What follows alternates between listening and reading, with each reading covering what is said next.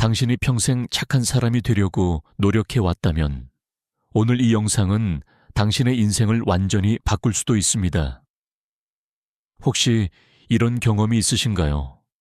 다른 사람의 부탁을 거절하지 못해서 늘 피곤하고 내 감정보다는 남의 기분을 먼저 챙기느라 정작 내가 무엇을 원하는지조차 모르게 된 경험 말입니다. 아니면 화가 나는 상황에서도 참고 또 참다가 어느 날 갑자기 폭발해서 주변 사람들을 놀라게 한 적은 없으신가요? 사실 우리 모두는 어릴 때부터 착한 사람이 되라는 말을 수없이 들어왔습니다. 부모님으로부터, 선생님으로부터, 그리고 사회로부터 말이죠. 착하게 살아야 한다. 남에게 피해를 주면 안 된다. 항상 배려하고 이해해야 한다는 메시지를 끊임없이 받으며 자라왔습니다. 그런데 정말 이상하게도 착한 사람이 되려고 노력하면 할수록 오히려 더 고통스러워지는 경우가 많습니다. 왜 그럴까요? 칼 구스타프 융이라는 심리학자는 이미 100년 전에 이 문제에 대해 깊이 연구했습니다. 융은 인간의 마음속에는 우리가 의식적으로 알고 있는 부분과 무의식적으로 숨겨진 부분이 있다고 말했습니다. 그리고 우리가 착한 사람이 되려고 애쓸 때 실제로는 자신의 어두운 면을 억압하고 있을 뿐이라고 지적했습니다. 이 억압된 어두운 면을 융은 그림자라고 불렀습니다. 생각해보세요. 당신이 누군가에게 화가 났을 때 그 화를 표현하지 않고 꾹 참고 웃으며 괜찮다고 말한다면 그 화는 어디로 갈까요? 그냥 사라질까요? 아닙니다. 그 감정은 마음 깊은 곳에 쌓이고 쌓여서 언젠가는 예상치 못한 방식으로 터져 나옵니다. 어떤 사람은 우울증으로, 어떤 사람은 갑작스러운 분노 폭발로, 또 어떤 사람은 몸의 질병으로 나타나기도 합니다. 더 놀라운 것은 우리가 착한 사람이 되려고 노력하면 할수록 오히려 주변 사람들과의 관계가 더 어려워질 수 있다는 점입니다. 왜냐하면 진짜 자신이 아닌 가면을 쓰고 살기 때문입니다. 사람들은 본능적으로 진정성을 알아차립니다. 당신이 아무리 착하게 행동해도 그것이 진심이 아니라 억지로 하는 것이라면 사람들은 어딘지 모르게 어색함을 느끼게 됩니다. 그렇다면 우리는 어떻게 살아야 할까요? 융의 답은 놀랍도록 간단하면서도 혁신적입니다. 착한 사람이 되려고 노력하지 말고 완전한 사람이 되라는 것입니다. 완전한 사람이란 자신의 밝은 면과 어두운 면을 모두 인정하고 받아들이는 사람을 의미합니다. 자신 안에 있는 화, 질투, 욕심, 이기심 같은 감정들도 자연스러운 인간의 일부로 받아들이는 것입니다. 이것이 바로 융이 말한 개성화 과정입니다. 개성화란 자신의 전체를 통합하여 진정한 자신이 되어가는 과정을 의미합니다. 이 과정에서 가장 중요한 것은 자신의 그림자와 마주하는 것입니다. 내 안에 있는 어두운 면을 인정하고 그것이 나의 일부임을 받아들이는 것이죠. 물론 이것이 쉬운 일은 아닙니다. 우리는 평생 착한 사람이 되라고 교육받아왔기 때문에 자신의 어두운 면을 인정하는 것이 매우 두려울 수 있습니다. 하지만 융은 이렇게 말했습니다. 우리가 자신의 그림자를 의식하지 못할 때 그 그림자는 우리를 조종합니다. 반대로 그림자를 의식하게 되면 우리가 그것을 조절할 수 있게 됩니다. 오늘 이 영상에서는 융의 심리학을 바탕으로 왜 착한 사람이 되려는 노력이 오히려 우리를 불행하게 만드는지, 그리고 어떻게 하면 진정한 자신이 되어 더 행복하고 건강한 삶을 살 수 있는지에 대해 깊이 있게 이야기해 보겠습니다. 만약 당신이 지금까지 착한 사람이 되려고 노력하며 지쳐 있다면 이 영상이 새로운 전환점이 될 수 있을 것입니다. 우리 모두는 어린 시절부터 착한 아이가 되라는 메시지를 끊임없이 받으며 자라납니다. 부모님은 우리가 떼를 쓰거나 화를 낼 때 나쁜 아이라고 하시고 순종적이고 말을 잘 들을 때 착한 아이라고 칭찬해 주셨습니다. 학교에서도 마찬가지였죠. 선생님 말씀을 잘 듣고 친구들과 싸우지 않고 항상 예의 바르게 행동하는 학생이 모범생으로 여겨졌습니다. 이런 환경에서 자라다 보니 우리는 자연스럽게 착함이 좋은 것이고 화나 짜증 같은 감정은 나쁜 것이라고 배우게 되었습니다. 그리고 성인이 된 지금도 여전히 이런 기준으로 자신을 평가하고 있습니다. 다른 사람에게 화를 내면 내가 나쁜 사람인 것 같고 자신의 이익을 위해 행동하면 이기적인 사람인 것 같아서 죄책감을 느끼곤 합니다. 하지만 융의 관점에서 보면 이런 사고방식에는 근본적인 문제가 있습니다. 인간의 정신은 빛과 어둠 선과 악의식과 무의식이 함께 존재하는 복잡한 체계라는 것입니다. 우리가 한쪽 면만을 추구하고 다른 쪽을 억압하려고 할 때 정신적 불균형이 일어나게 됩니다. 예를 들어 항상 착하게만 행동하려는 사람은 자신의 화나 불만을 표현하지 못합니다. 이런 감정들은 사라지는 것이 아니라 무의식 속에 억압되어 쌓이게 됩니다. 그리고 어느 순간 예상치 못한 방식으로 폭발하거나 우울증이나 신체 질환으로 나타나기도 합니다. 또한 자신이 착하다고 생각하는 사람일수록 다른 사람의 불완전함을 더 혹독하게 판단하는 경향이 있습니다. 이는 자신이 억압한 어두운 면을 다른 사람에게 투사하는 현상입니다. 융은 이런 현상을 설명하면서 그림자라는 개념을 제시했습니다. 그림자는 우리가 받아들이기 어려워하는 자신의 측면들, 즉, 우리가 부정적이라고 생각하는 특성들을 의미합니다. 하지만 융에 따르면 그림자는 단순히 나쁜 것이 아닙니다. 그림자 안에는 우리가 억압한 생명력과 창조성, 그리고 진정한 힘이 들어 있습니다. 한국 사회는 특히 조화와 체면을 중시하는 문화적 특성이 있습니다. 이런 문화에서 자란 우리는 더욱 자신의 감정을 억압하고 착한 사람이 되려고 노력하는 경향이 강합니다. 직장에서도, 가정에서도, 사회에서도 항상 남을 배려하고 양보하며 살아가는 것이 미덕으로 여겨집니다. 하지만 이런 방식의 삶이 정말 우리를 행복하게 만들까요? 많은 중년 한국인들이 공통적으로 경험하는 것이 바로 번아웃입니다. 평생 착하게 살려고 노력했는데 왜 이렇게 지치고 허무할까요? 왜 내가 원하는 것이 무엇인지조차 모르게 되었을까요? 이는 바로 자신의 진정한 모습을 억압하고 사회가 원하는 모습으로만 살아왔기 때문입니다. 융의 심리학은 이런 상황에 있는 우리에게 새로운 관점을 제시합니다. 착한 사람이 되려고 노력하는 대신 온전한 사람이 되라는 것입니다. 온전한 사람이란 자신의 모든 면을 받아들이고 통합한 사람을 의미합니다. 자신 안에 있는 화도 질투도 욕심도 자연스러운 인간의 일부로 인정하는 것입니다. 물론 이것이 무작정 자신의 어두운 면을 행동으로 옮기라는 뜻은 아닙니다. 중요한 것은 그런 감정들이 있다는 것을 인정하고 건전한 방식으로 표현하는 법을 배우는 것입니다. 예를 들어 화가 날 때 그 화를 억압하지 말고 왜 화가 나는지 자신에게 물어보고 적절한 방식으로 그 감정을 표현하는 것입니다. 이런 과정을 통해 우리는 더 진정성 있는 사람이 될 수 있습니다. 그리고 진정성 있는 사람은 다른 사람들로부터 더 깊은 신뢰와 존경을 받게 됩니다. 왜냐하면 사람들은 본능적으로 가짜와 진짜를 구분할 수 있기 때문입니다. 아무리 착하게 행동해도 그것이 억지스럽다면 사람들은 어딘지 모르게 불편함을 느끼게 됩니다. 반면에 자신의 모든 면을 받아들이고 진정성 있게 행동하는 사람은 자연스럽고 매력적으로 느껴집니다. 이런 사람은 화를 낼 때도 건전하게 화를 내고 기뻐할 때도 진심으로 기뻐합니다.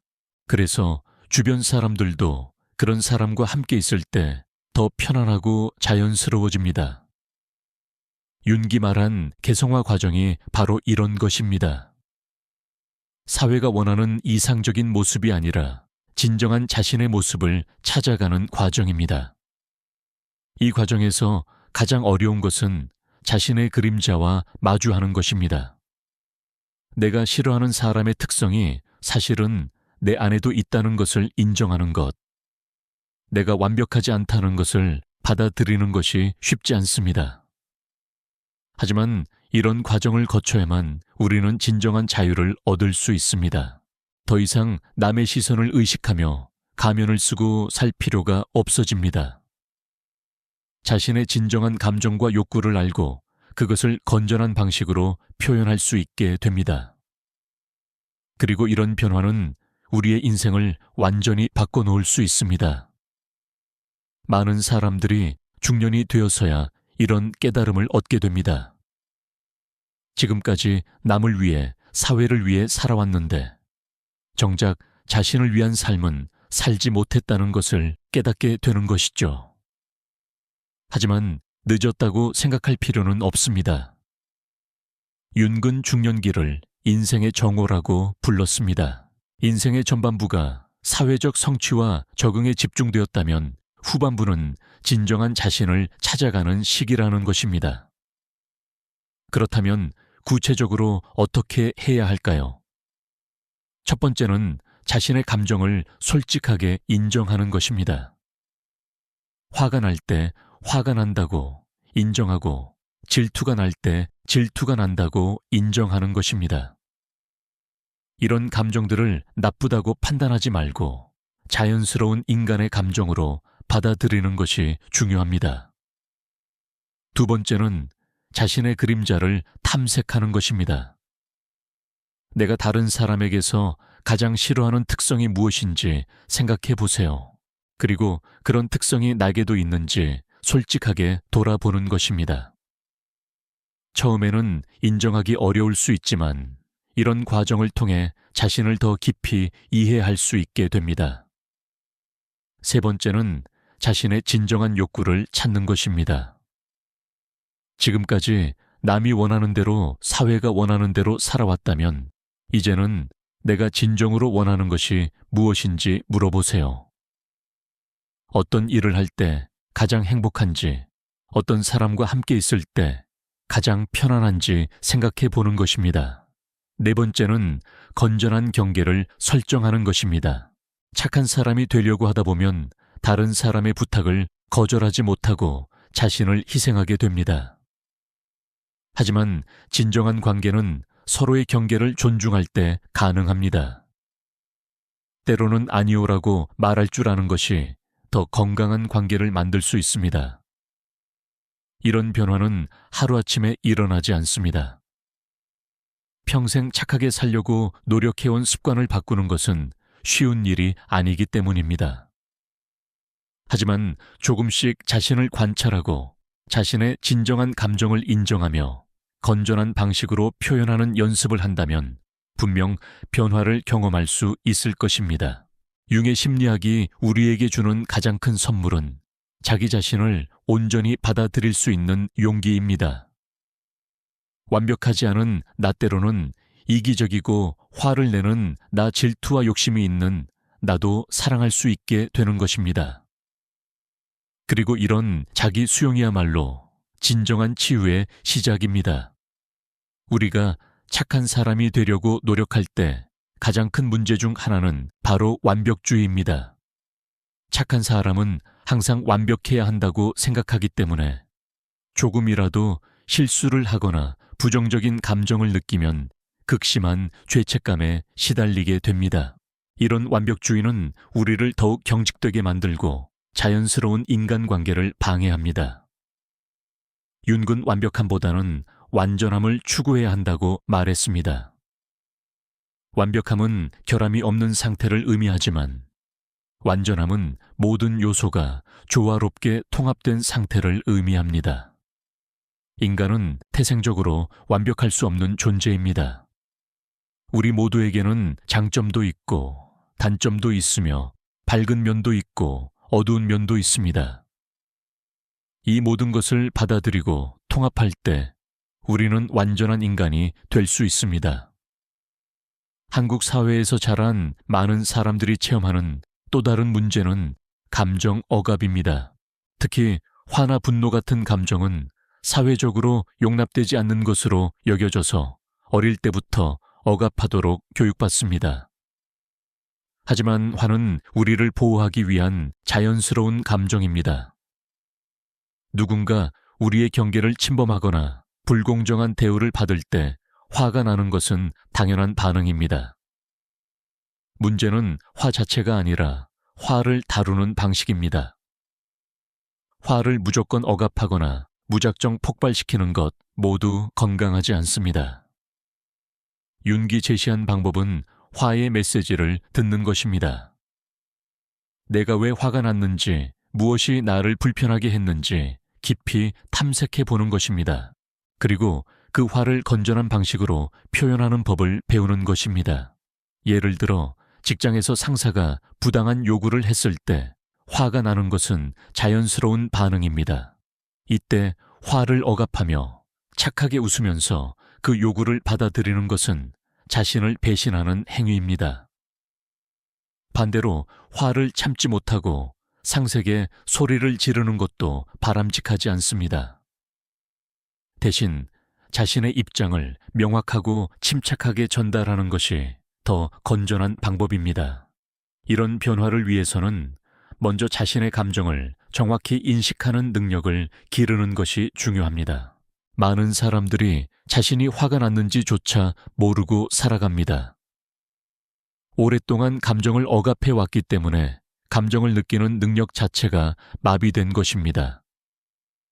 이런 상태에서는 진정한 자신의 목소리를 들을 수 없습니다. 감정인식 능력을 기르기 위해서는 일상적으로 자신을 관찰하는 습관이 필요합니다.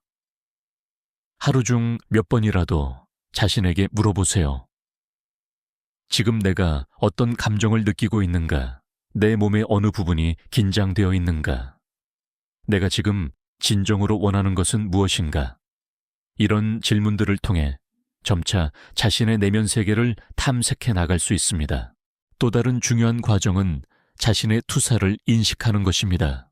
투사란 자신이 받아들이기 어려운 특성을 다른 사람에게서 보는 현상을 말합니다. 예를 들어 자신의 이기심을 인정하지 못하는 사람은 다른 사람의 이기적인 행동에 유독 예민하게 반응합니다. 자신의 공격성을 억압한 사람은 다른 사람의 작은 공격성에도 극도로 불편해합니다.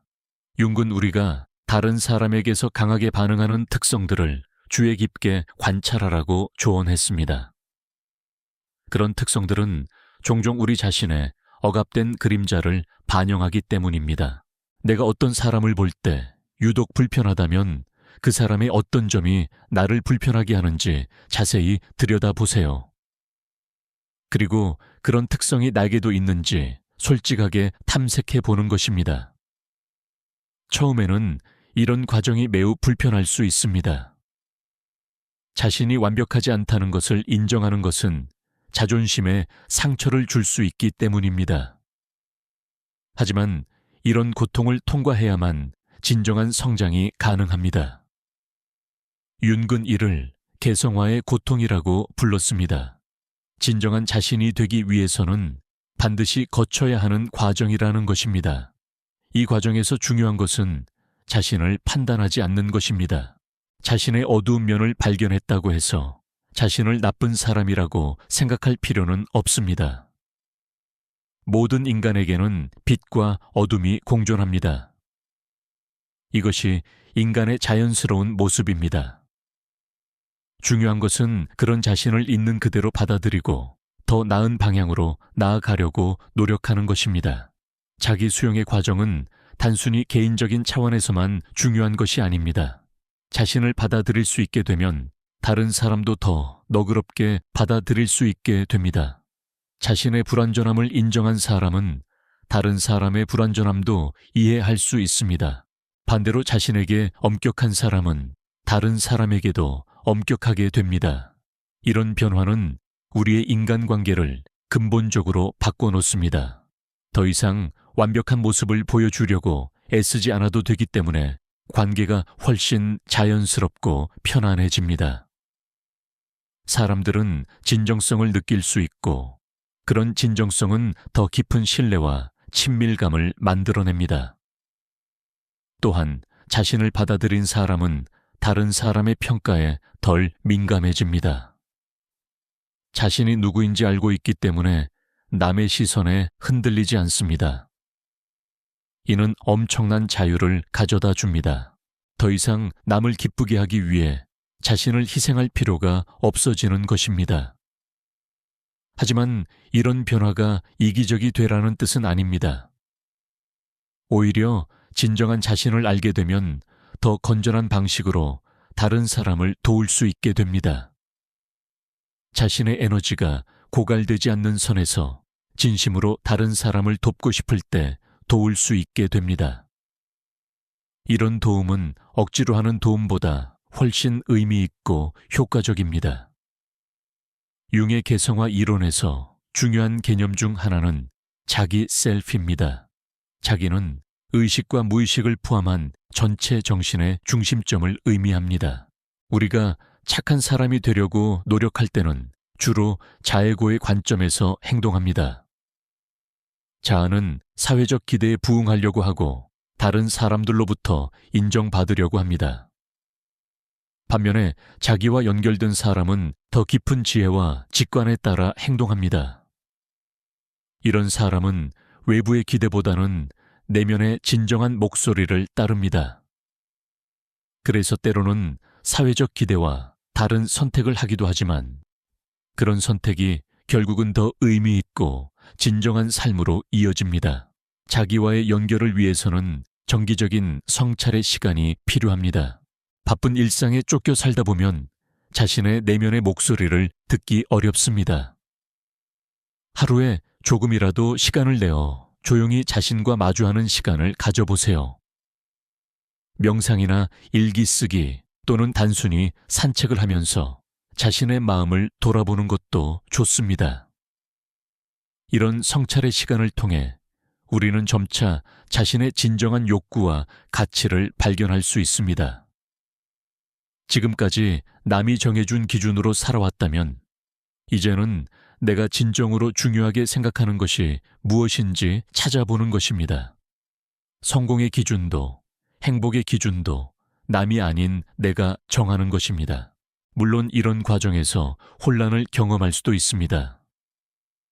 평생 남의 기준으로 살아왔기 때문에 갑자기 자신의 기준을 찾으라고 하면 막막할 수 있습니다. 하지만 이런 혼란도 성장의 과정입니다. 윤근 혼란과 무질서의 시기를 거쳐야만 새로운 질서가 탄생할 수 있다고 말했습니다. 중요한 것은 이런 과정을 혼자서만 겪지 않는 것입니다. 신뢰할 수 있는 친구나 가족 또는 전문가와 함께 이야기를 나누는 것이 도움이 됩니다. 다른 사람의 관점을 통해 자신을 더 객관적으로 볼 수 있고 혼자서는 발견하기 어려운 자신의 모습을 알 수 있습니다. 또한 융은 꿈의 중요성을 강조했습니다. 꿈은 무의식이 우리에게 보내는 메시지라고 보았기 때문입니다. 꿈을 기록하고 그 의미를 탐색하는 것도 자신을 이해하는 데 도움이 될 수 있습니다. 물론 꿈 해석은 쉬운 일이 아니지만 꿈에 나타나는 상징이나 감정들을 주의 깊게 관찰하는 것만으로도 의미가 있습니다. 예술이나 창작 활동도 자기 탐색에 도움이 됩니다. 그림을 그리거나 글을 쓰거나 음악을 듣는 과정에서 우리는 자연스럽게 내면의 감정과 만나게 됩니다. 완벽한 작품을 만들려고 하지 말고 단순히 자신의 감정을 표현하는 수단으로 활용해 보세요. 자연과의 접촉도 중요합니다. 현대인들은 대부분 인공적인 환경에서 살아가기 때문에 자신의 자연스러운 리듬을 잃어버리기 쉽습니다. 정기적으로 자연 속에서 시간을 보내면서 자신의 내면의 목소리를 듣는 시간을 가져보세요. 바다나 산 또는 가까운 공원에서라도 자연의 에너지를 느끼며 자신을 돌아보는 것이 도움이 됩니다. 이 모든 과정에서 가장 중요한 것은 인내심입니다. 평생 형성된 패턴을 바꾸는 것은 시간이 걸리는 일입니다. 하루아침에 완전히 다른 사람이 될 수는 없습니다. 하지만 작은 변화들이 쌓여서 결국 큰 변화를 만들어냅니다. 자신에게 관대하게 대하면서도 꾸준히 성장하려는 의지를 잃지 않는 것이 중요합니다. 융의 심리학이 주는 또 다른 중요한 통찰은 인생의 의미에 대한 것입니다. 많은 사람들이 착한 사람이 되는 것을 인생의 목표로 삼지만 융은 더 깊은 차원의 의미를 추구해야 한다고 말했습니다. 단순히 사회적으로 승인받는 것이 아니라 자신만의 독특한 개성을 실현하는 것이 진정한 인생의 의미라는 것입니다.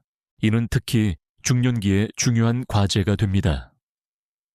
젊은 시절에는 사회적 성취나 타인의 인정에 집중할 수 있지만 중년 이후에는 더 본질적인 질문들이 떠오르게 됩니다. 내가 진정으로 누구인가? 내 인생의 진정한 의미는 무엇인가? 나는 무엇을 위해 살고 있는가?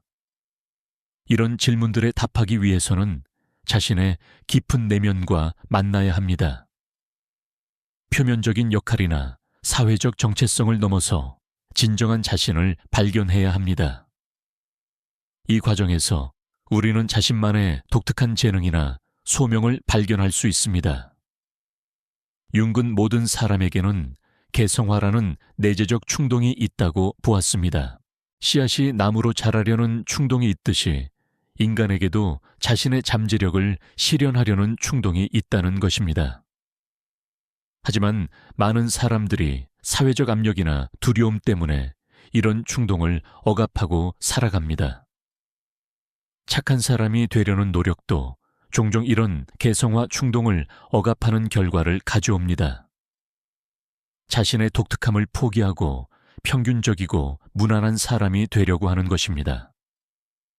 하지만 이는 자신의 진정한 본성을 배신하는 행위입니다. 진정한 개성화를 위해서는 용기가 필요합니다. 다른 사람과 다를 수 있는 용기 때로는 이해받지 못할 수 있는 용기 자신만의 길을 갈 수 있는 용기 말입니다. 이런 용기는 하루아침에 생기는 것이 아닙니다. 자신을 깊이 이해하고 받아들이는 과정을 통해서 점차 길러지는 것입니다. 하지만 개성화가 이기주의와 같은 것은 아닙니다. 오히려 진정한 자신을 실현한 사람은 다른 사람들에게도 더 큰 도움이 될 수 있습니다. 자신만의 독특한 재능과 관점을 통해 세상에 기여할 수 있기 때문입니다. 모든 사람이 똑같이 착한 사람이 된다면 세상은 오히려 단조롭고 발전이 없을 것입니다. 다양성이야말로 인류의 가장 큰 자산입니다. 각자가 자신만의 개성을 실현할 때 더 풍성하고 창조적인 사회가 만들어집니다. 융의 개성화 이론은 단지 개인의 행복만을 위한 것이 아니라 사회 전체의 발전을 위한 것이기도 합니다. 이런 관점에서 보면 착한 사람이 되려는 노력을 포기하는 것이 오히려 더 도덕적인 선택일 수 있습니다. 진정한 자신을 실현하고 자신만의 방식으로 세상에 기여하는 것이 단순히 사회적 기대에 순응하는 것보다 더 의미 있는 삶이기 때문입니다. 물론 이런 변화는 두려움을 동반할 수 있습니다. 지금까지의 안전한 방식을 버리고 새로운 길을 가는 것은 누구에게나 무서운 일입니다. 하지만 융은 이런 두려움을 극복해야만 진정한 성장이 가능하다고 말했습니다. 두려움은 우리가 중요한 변화의 문턱에 서 있다는 신호이기도 합니다. 두려움을 극복하기 위해서는 작은 변화부터 시작하는 것이 좋습니다. 갑자기 모든 것을 바꾸려고 하지 말고 일상 속에서 작은 선택들부터 바꿔보세요. 예를 들어 하고 싶지 않은 약속은 정중하게 거절해보거나 자신의 의견을 조금 더 솔직하게 표현해보는 것부터 시작할 수 있습니다. 이런 작은 변화들을 통해 우리는 점차 자신감을 키워갈 수 있습니다. 세상이 무너지지 않는다는 것을, 오히려 더 진정성 있는 관계가 가능하다는 것을 경험하게 됩니다. 그리고 이런 긍정적인 경험들이 더 큰 변화를 위한 용기를 줍니다. 중요한 것은 이 과정에서 자신을 비교하지 않는 것입니다. 다른 사람의 속도나 방식과 비교할 필요가 없습니다.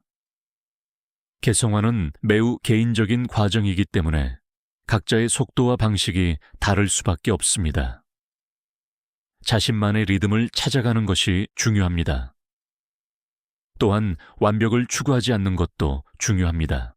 개성화는 완벽한 상태에 도달하는 것이 아니라 지속적으로 성장해가는 과정입니다. 실수를 하거나 예전의 패턴으로 돌아가는 것을 자책할 필요가 없습니다. 그런 것들도 모두 성장 과정의 일부입니다. 융의 심리학은 우리에게 희망을 줍니다. 어떤 나이에서든 어떤 상황에서든 변화와 성장이 가능하다는 희망 말입니다. 중요한 것은 시작하는 용기와 지속하는 의지입니다. 착한 사람이 되려는 무거운 짐을 내려놓고 진정한 자신이 되어가는 여행을 시작해 보세요. 이 여행은 쉽지 않을 수 있지만 그만큼 의미 있고 보람된 여행이 될 것입니다. 그리고 그 끝에는 더 자유롭고 행복한 자신이 기다리고 있을 것입니다. 윤기 말했듯이 진정한 자신이 되는 것보다 더 큰 모험은 없습니다. 융의 심리학에서 특히 주목할 만한 개념 중 하나는 페르소나입니다. 페르소나는 원래 고대 그리스와 로마의 배우들이 무대에서 쓰던 가면을 의미하는 말로 윤근 이를 우리가 사회적 상황에서 보여주는 외적 인격을 지칭하는 데 사용했습니다. 우리 모두는 다양한 페르소나를 가지고 있습니다. 직장에서의 페르소나, 가족 앞에서의 페르소나, 친구들과 함께 할 때의 페르소나가 각각 다릅니다. 페르소나 자체는 나쁜 것이 아닙니다.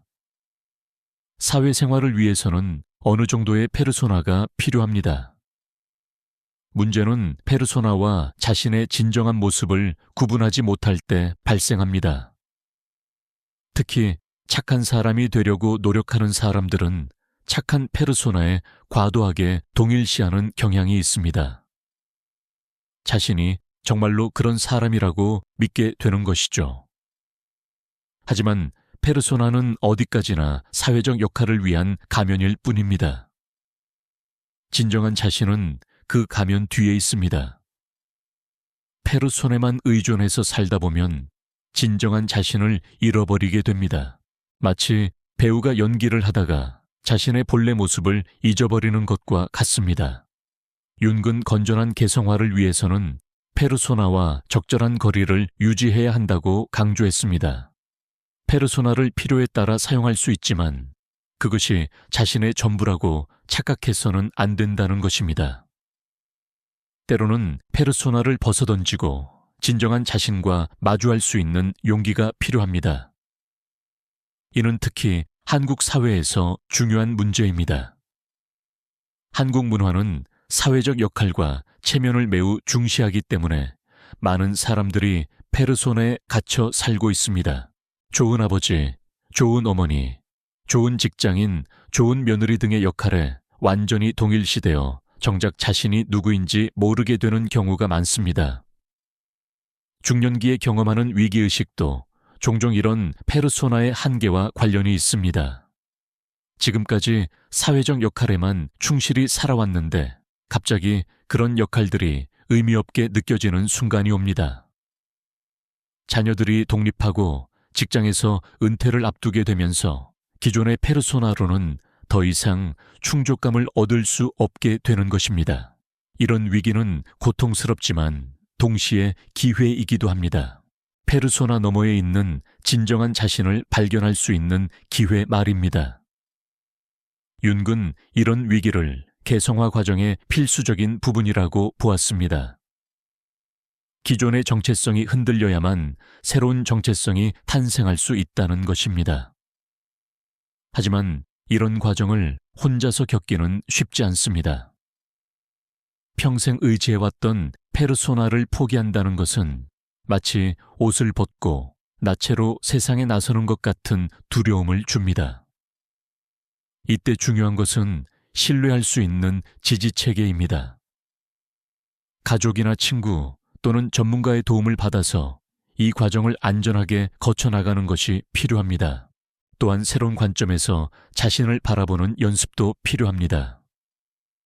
지금까지 사회적 역할로만 자신을 정의해 왔다면 이제는 다른 기준으로 자신을 평가해 보세요. 내가 어떤 일을 할 때 가장 활기를 느끼는가? 어떤 순간에 가장 자연스러운 나 자신이 되는가? 어떤 가치들이 내게 진정으로 중요한가? 이런 질문들을 통해 우리는 페르소나 너머에 있는 진정한 자신을 발견할 수 있습니다. 그리고 이런 발견은 우리의 삶을 완전히 새로운 차원으로 이끌어줍니다. 더 이상 남의 기대에 맞추기 위해 가면을 쓰고 살 필요가 없어지기 때문입니다. 융의 또 다른 중요한 개념은 아니마 아니마와 아니무스 아니무스입니다. 아니마는 남성의 무의식 속에 있는 여성적 측면을, 아니무스는 여성의 무의식 속에 있는 남성적 측면을 의미합니다. 융은 모든 인간에게는 양성의 특성이 모두 존재한다고 보았습니다. 문제는 사회적 성역할 때문에 한쪽 면만을 발달시키고 다른 쪽은 억압하게 된다는 것입니다. 전통적으로 남성은 이성적이고 강하고 독립적인 면을 발달시키도록 교육받습니다. 반면 감정적이고 부드럽고 직관적인 면은 억압하게 됩니다. 여성은 그 반대로 감정적이고 배려하는 면은 발달시키지만 이성적이고 주장하는 면은 억압하게 됩니다.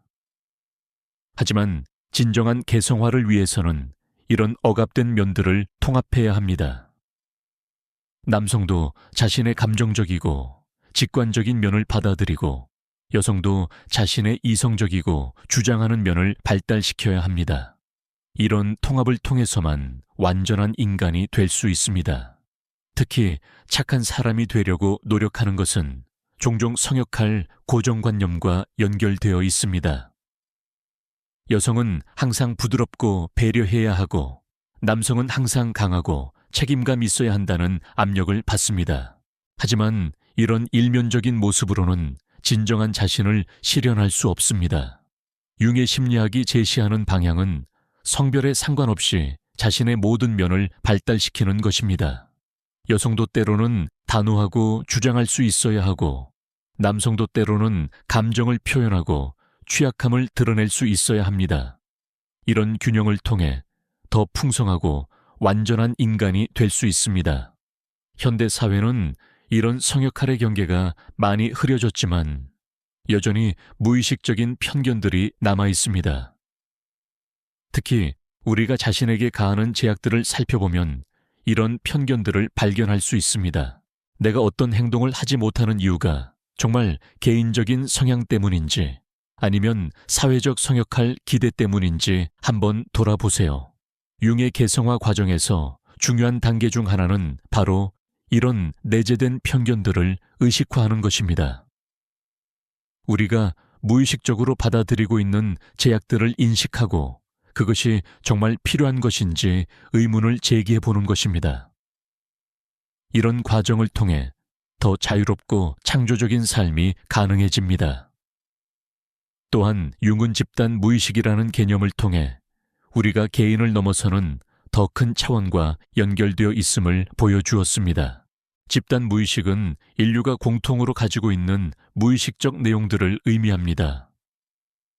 이는 원형 아르체타이프이라는 형태로 나타나는데 어머니 원형, 아버지, 원형 영웅, 원형 현자, 원형 등이 그 예입니다. 이런 원형들은 우리의 행동과 생각에 큰 영향을 미칩니다. 때로는 긍정적인 방향으로, 때로는 부정적인 방향으로 작용합니다. 예를 들어 어머니 원형은 양육과 보호에 긍정적 측면이 있지만 과잉 보호나 통제의 부정적 측면도 있습니다. 중요한 것은 이런 원형들의 영향을 의식하고 그것에 휘둘리지 않도록 하는 것입니다. 착한 사람이 되려는 노력도 종종 특정 원형의 영향을 받습니다. 예를 들어 구원자 원형의 영향을 받으면 항상 다른 사람을 도와야 한다는 강박을 갖게 됩니다. 순교자 원형의 영향을 받으면 자신을 희생하는 것을 숭고하다고 여기게 됩니다. 하지만 이런 원형에 지나치게 동일시되면 균형을 잃고 극단적인 행동을 하게 됩니다. 건전한 개성화를 위해서는 이런 원형들과 적절한 거리를 유지해야 합니다. 원형의 긍정적 에너지는 활용하되 그것에 완전히 사로잡히지는 않는 것입니다. 이를 위해서는 자신이 어떤 원형의 영향을 받고 있는지 의식적으로 관찰하는 것이 필요합니다. 예를 들어 자신이 항상 다른 사람의 문제를 해결해 주려고 한다면 구원자 원형의 영향을 받고 있을 가능성이 있습니다. 이때 중요한 것은 이런 패턴을 인식하고 정말 도움이 필요한 상황과 그렇지 않은 상황을 구분하는 것입니다. 모든 상황에서 구원자 역할을 할 필요는 없습니다. 이런 의식화 과정을 통해 우리는 더 자유로운 선택을 할 수 있게 됩니다. 무의식적 패턴에 따라 자동적으로 반응하는 것이 아니라 의식적으로 상황을 판단하고 적절한 행동을 선택할 수 있게 되는 것입니다. 융의 심리학이 제시하는 궁극적인 목표는 자기 실현입니다.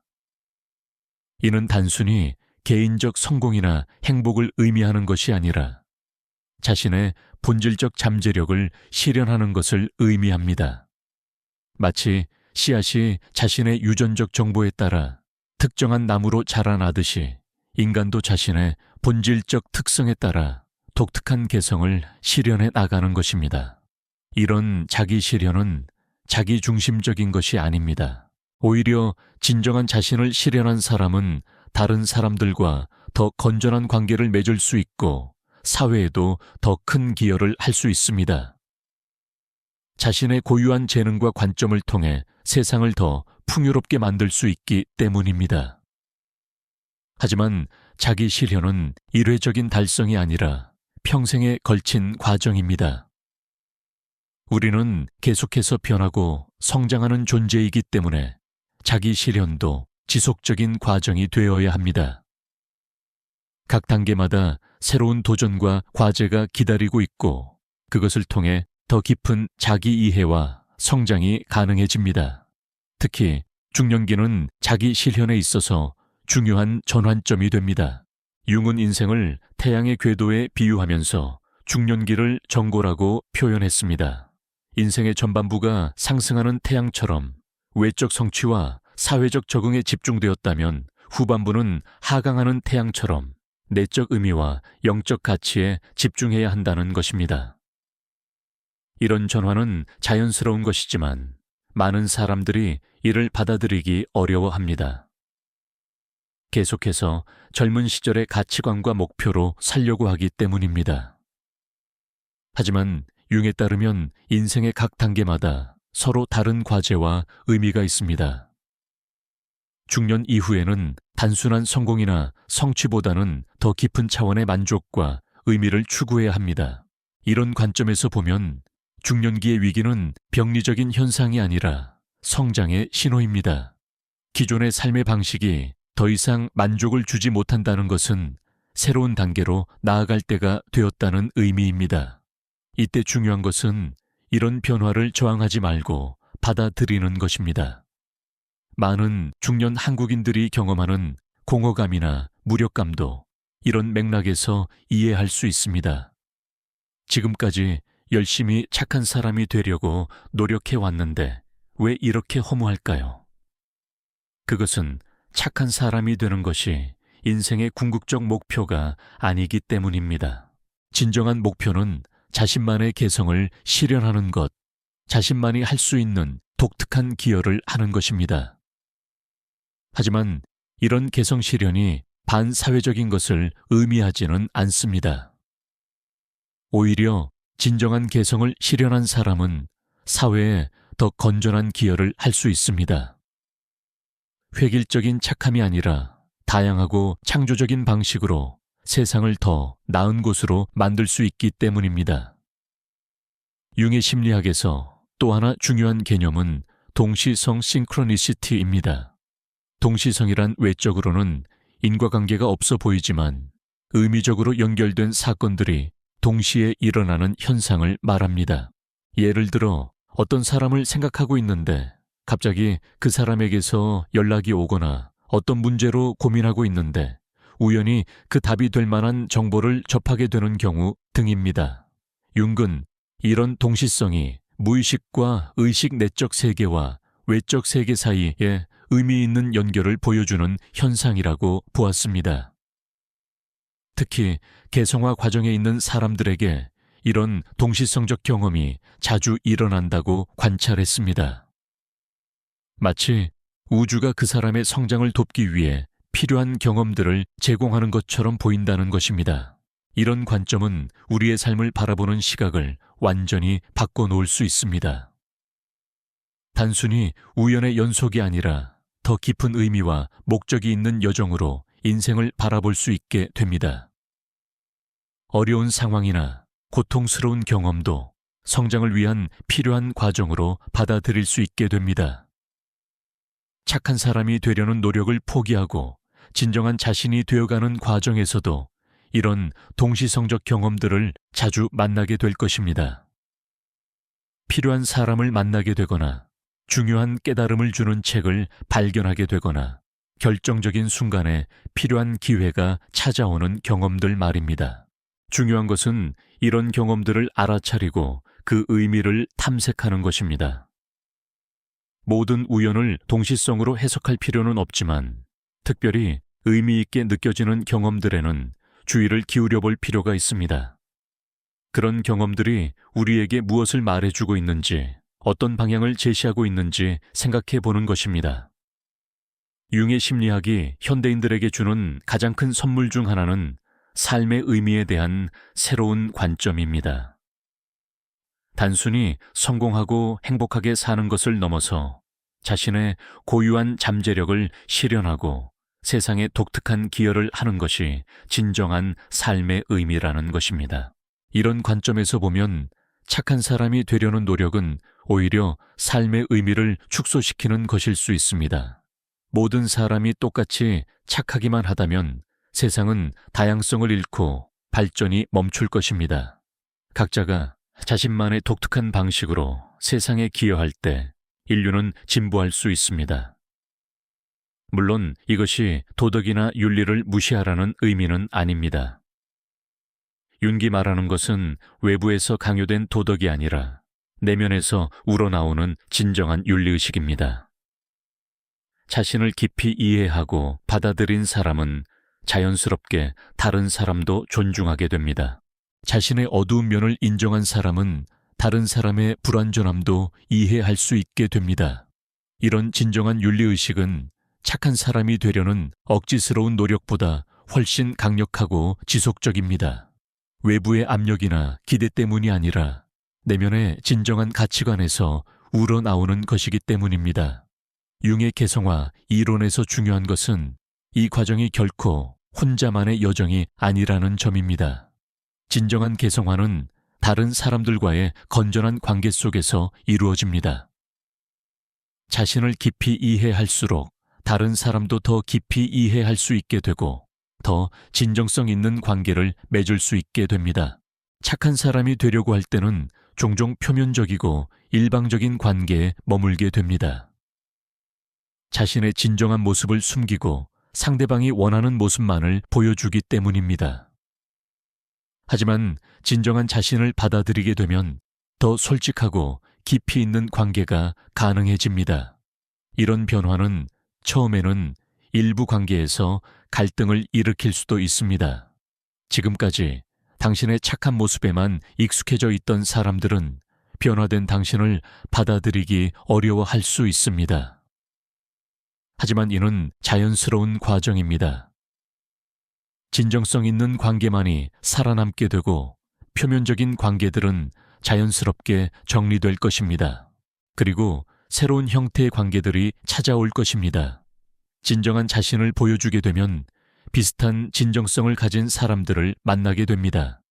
이런 관계들은 이전보다 훨씬 깊고 의미 있는 연결을 제공할 것입니다. 융근 또한 개성화 과정에서 멘토나 가이드의 중요성을 강조했습니다. 이 어려운 여정을 혼자서 감당하기는 쉽지 않기 때문입니다. 이미 이 과정을 거쳐온 사람들의 지혜와 지지를 받는 것이 도움이 됩니다. 이는 꼭 전문가일 필요는 없습니다.